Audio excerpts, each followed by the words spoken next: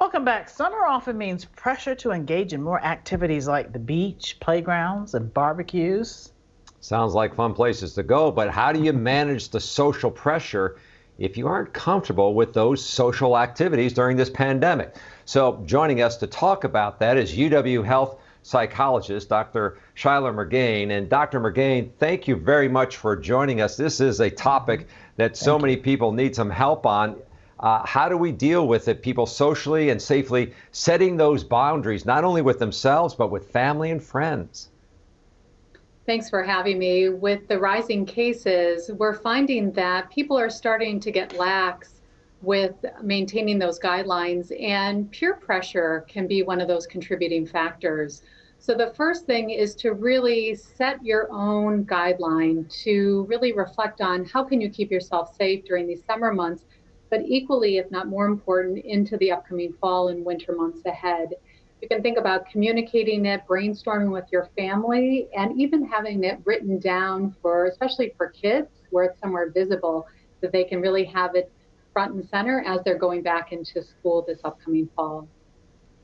Yeah, that's good advice. Dr. Mergain, a lot of people just have a trouble when someone asks them something to do that they don't really want to do, and they can't say no. Is there anything that can help these type of people who have a really hard time saying no in situations that they don't want to be in?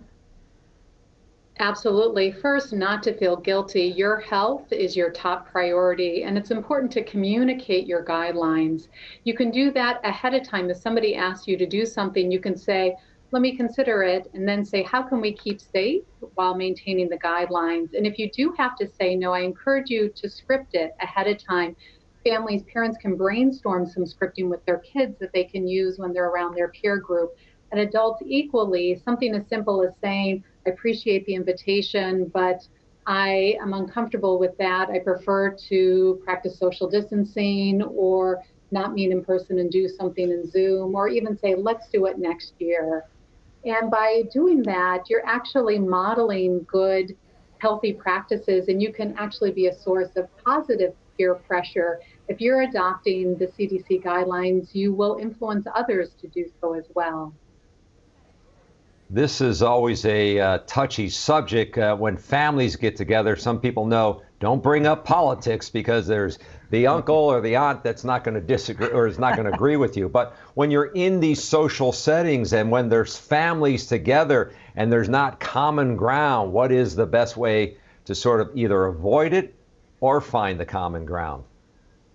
It's a great question, and you can anticipate ahead of time some of those scenarios and even brainstorm how you might diffuse some conflict that can come up. What are some safe topics to talk about? Or if you're uncomfortable with how people are maybe maintaining social distancing, what is some wording you can use to communicate?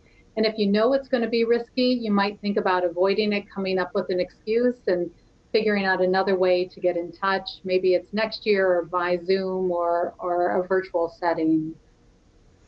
Dr. Mergain, there are some people who just simply don't enjoy crowds, and other people they restore when they're in crowds or with groups. How do we merge the two? Is there any advice you have? Because we have the introverts and we have the extroverts and we have the in-betweens. What would you say to people about just going with the flow with their own personality?